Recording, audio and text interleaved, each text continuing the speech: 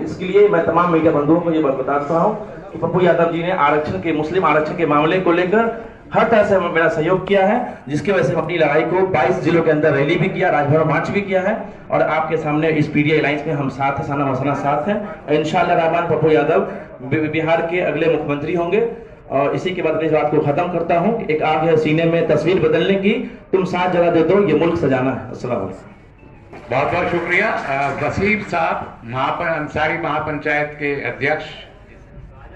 बहुत बहुत शुक्रिया जितने मीडिया के साथी यहाँ मौजूद हैं। और हमारे पीडीए के आज जैसा कि अनाउंस हुआ है कि माननीय राजेश संजय पप्पू यादव जी मुख्यमंत्री के उम्मीदवार होंगे, तो हम लोग लगातार संघर्ष कर रहे थे और जब हम लोग लगा कि बिहार में कोई एक ऐसा चेहरा है जो बाढ़ का समस्या हो या सुखाड़ का समस्या हो, हत्या हो या बलात्कार हो, बलात्कार हो, चाहे गरीबी की समस्या हो, मजदूरों की समस्या हो, किसानों की समस्या हो, युवाओं की समस्या हो, बेरोजगारी की समस्या हो, कोई इंसान अगर बिहार में लड़ रहा है तो उसका नाम पप्पू यादव है। इसलिए आप सभी से भी मेरा आग्रह है कि भाई ऐसे चेहरे की जरूरत थी इस बिहार को, जिसको आज पीडीए के गठबंधन के साथियों ने आज क्लियर कर दिया कि बिहार में अगला मुख्यमंत्री अगर होंगे तो पप्पू यादव जी होंगे। आज से हम लोग तन मन और धन से पूरी मेहनत करना शुरू कर देंगे और एक जिस अंसारी महापंचायत बिहार जिस समाज का हम नेतृत्व पूरे बिहार में कर रहे हैं, ये समाज की आबादी बहुत बड़ी है, लेकिन पूरे बिहार में न एक विधायक है, न एक एमएलसी है, न बिहार से एक लोकसभा में मेंबर है, न बिहार से एक राज्यसभा में मेंबर है। इतनी बड़ी आबादी को सारी पॉलिटिकल पार्टियों ने जब नजरअंदाज किया तो हमारे समाज को अगर कोई सबसे बड़ा सम्मान देने का काम किया तो पप्पू यादव जी ने किया। इस वक्त पूरा बिहार पप्पू यादव जी के साथ, हमारे भाई चंद्रशेखर जी के साथ खड़ा रहेगा। इसी के साथ अपनी बात को खत्म करते हैं। बहुत बहुत शुक्रिया, बहुत बहुत धन्यवाद। शुक्रिया वसीम भाई। आपने देखा कि ये पीडीए हमारा अंदर से लोकतांत्रिक है। एक नाम आज हमने पेश किया है अपने मुख्यमंत्री के उम्मीदवार का और पीडीए के तमाम घटक दलों ने, तमाम कॉन्स्टिट्यूएंट्स ने उसको अप्रूव किया है। हमारे साथ यहाँ वंचित अघाड़ी के प्रकाश अम्बेडकर जी की पार्टी के प्रदेश अध्यक्ष श्री पप्पू शाह जी भी यहाँ मौजूद हैं, वो भी चंद शब्द कहेंगे।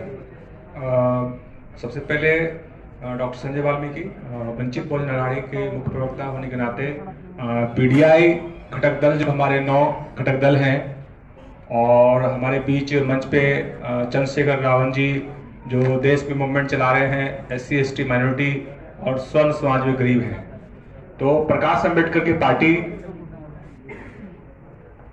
वंचित बहुजन अघाड़ी हमारे माननीय युवा क्रांतिवीर बिहारी शेर पप्पू यादव जी के साथ खड़े हैं।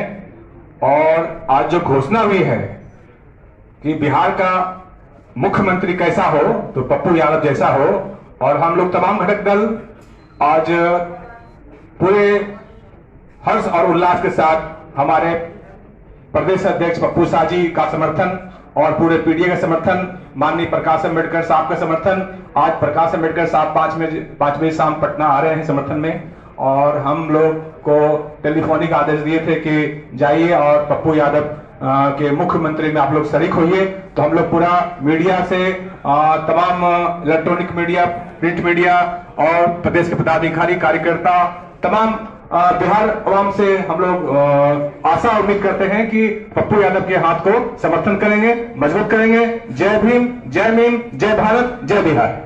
बहुत बहुत शुक्रिया संजय जी। और अब पप्पू यादव जी के होने वाले आगामी मुख्यमंत्री जी कुछ बोलें, उससे पहले मैं चाहूंगा कि आजाद समाज पार्टी की जो कैंडिडेट्स की लिस्ट है, एसडीपीआई ने तो अपनी जारी कर दी, अभी आजाद समाज पार्टी भी जारी करेगी। मैं आजाद समाज पार्टी के प्रदेश अध्यक्ष जौहर आजाद जी से ये आग्रह करूंगा कि लिस्ट पेश करें।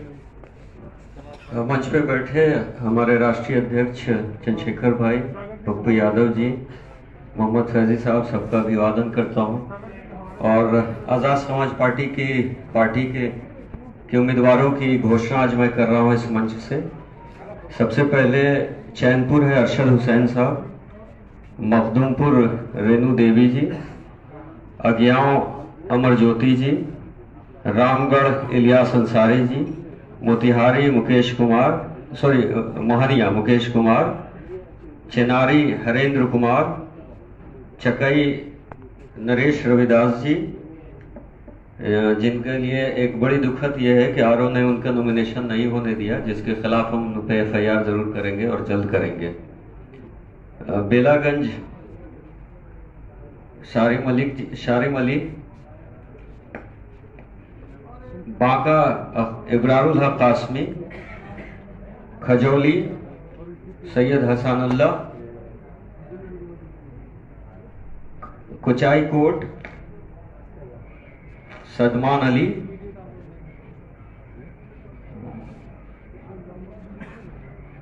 गोपालगंज वकार अहमद, सीवान नेमत खान, महाराजगंज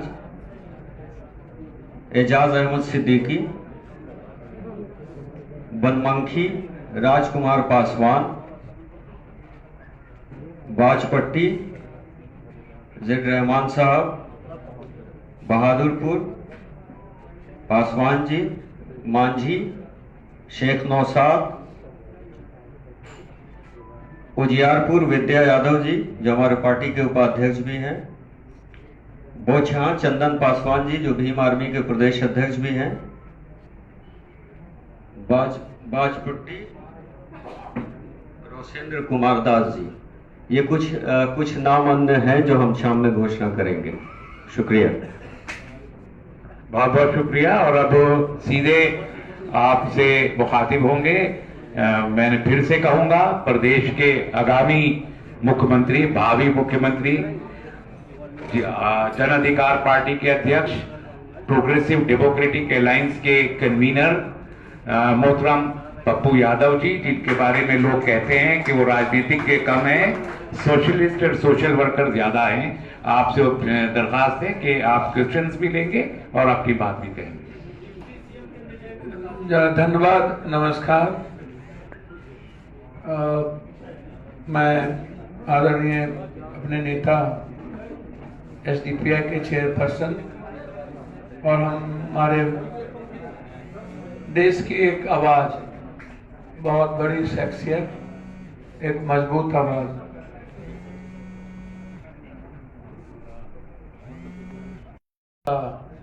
अंतिम समय में जिस तरीके से अपमान हुआ, भोला पासवान शास्त्री भी थे, जगजीवन राम जी भी थे और आज काशीराम जी भी थे। उस कड़ी में लिए आज कोई एक आवाज, इस देश के करोड़ों वंचित, प्रकाश अम्बेडकर जी भी थे और एक न्यू सोच के साथ, बिना जिंदगी की परवाह किए बगैर,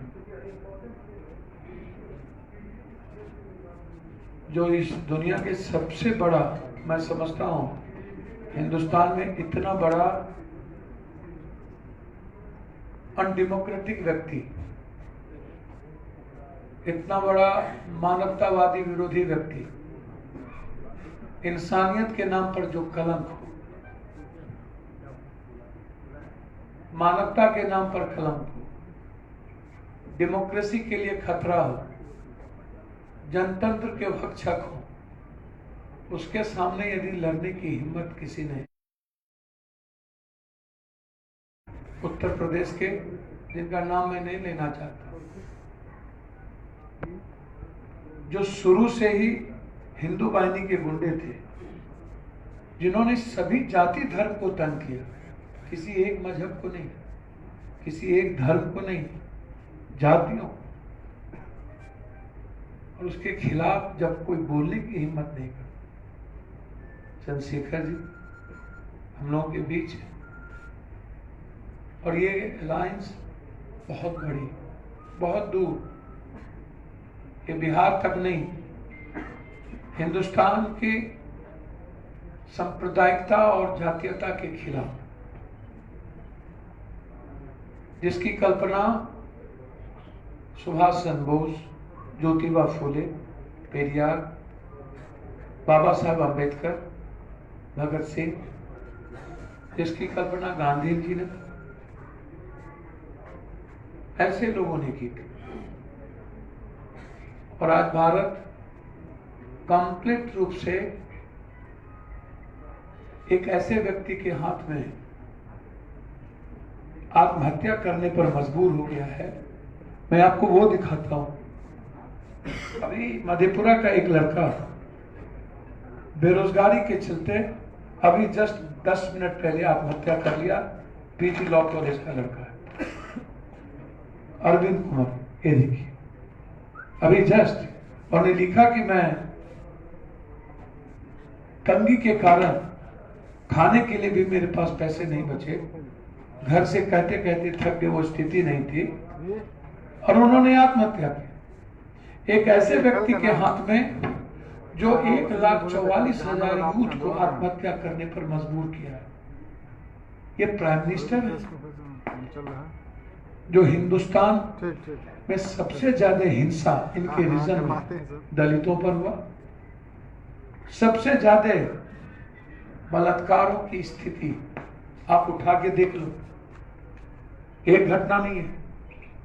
हथरस के बाद आधा दर्जन बलात्कार।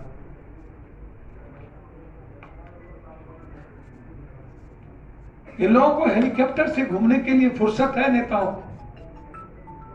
हम और चंद्रशेखर जी और पूरी पीडीए, मैं कोशिश करूंगा कल हम लोग बक्सर जाए। ये छोटी घटना नहीं है। नीतीश कुमार जी, आप 15 साल मुख्यमंत्री रहे हैं। 15 साल के बाद आपके पास कोई मुद्दा क्यों नहीं है? आपके पास सिर्फ लालू यादव ही मुद्दा क्यों है? आपके पास अपने किए हुए विकास का मुद्दा क्यों नहीं है? आप विशेष राहत पे नहीं बोलते हैं, आप विशेष पैकेज पे नहीं बोलते हैं, आप बाढ़ पे नहीं बोलते हैं, आप पलायन पे नहीं बोलते हैं, पटना के पेरिस पर नहीं बोलते हैं, आप जंगल राज से आप राक्षस राज पे आ गए, इस पे नहीं बोलते हैं। एनसीआर की रिपोर्ट है, वर्ल्ड की सबसे ज्यादा हत्या और बलात्कार की घटना बिहार, आप इस पे नहीं बोलते हैं। नीति आयोग ने कहा सबसे ज्यादा भ्रष्टम सरकार है बिहार, आप इस पे नहीं बोलते हैं। नीति आयोग ने कहा 26वें नंबर पर है बिहार गरीबी में, आप इस पे नहीं बोलते हैं। नीति आयोग ने कहा कि सबसे भूख में 25वें नंबर पर बिहार, आप इस पे नहीं बोलते हैं। नीति आयोग ने कहा कि सबसे ज्यादा एजुकेशन और हेल्थ कहीं कोलैप्स किया है, वो है बिहार, आप इस पे नहीं बोलते हैं।